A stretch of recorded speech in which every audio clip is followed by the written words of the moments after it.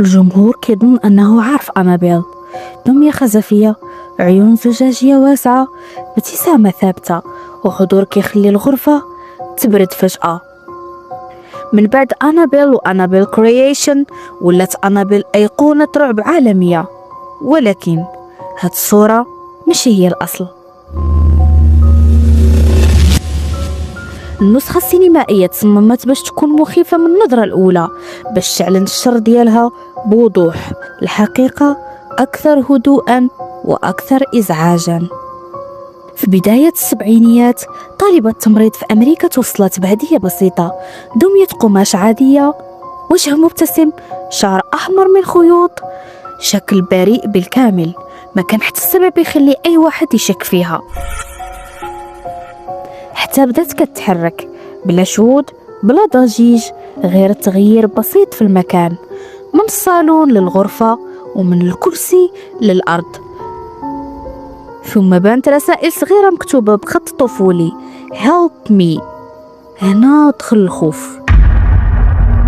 ومن بعد وسط روحاني قال الطالبتين أن روح طفلة اسمها أنابيل هيجينز هي اللي ساكنة في الدمية، روح صغيرة ضايعة كتبحث على الحب، فخلوها تبقى. ولكن على حساب داكشي اللي توثق من بعد، الأنشطة تصاعدت. أحد الأصدقاء قال أنه حسب اختناقه هو ناعس، وأن الدمية كانت فوق صدره، خدوش غامضة بانت على الجسد ديالو، علامات حمراء عميقة.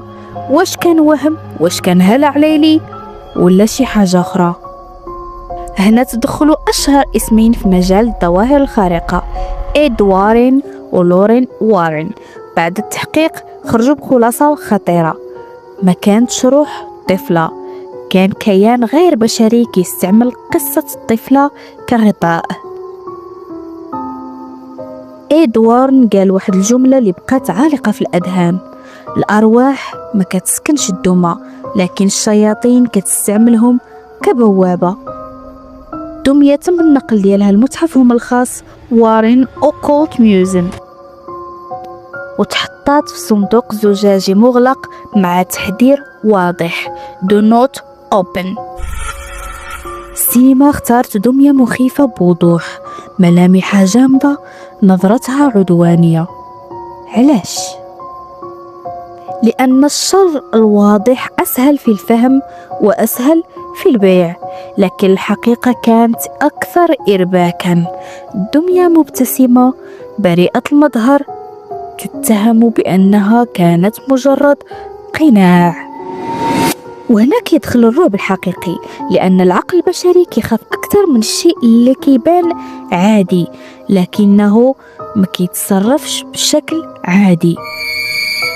ما كاين حتى تسجيل مصور كيثبت تحرك الدمية، ما كاين حتى تحقيق علمي مستقل أكد القصة، ولكن ما كاين حتى دليل قاطع كاين فيها بالكامل. القصة بقات عالقة بين الإيمان والشك. أنابيل اليوم قطعة عرض، رمز ثقافي، واسم مرتبط بعالم كامل ديال الرعب، ولكن الملف لم يغلق رسميا للأبد. يمكن أنابيل ما كانتش أخطر دمية في العالم، ويمكن كانت مجرد قصة تضخمات عبر السنين، لكن الفكرة اللي خلفتها هي اللي مازالت حية، وأن الشر ما كيجيش دائما بوجه مخيف، أحيانا كيجي بوجه مبتسم.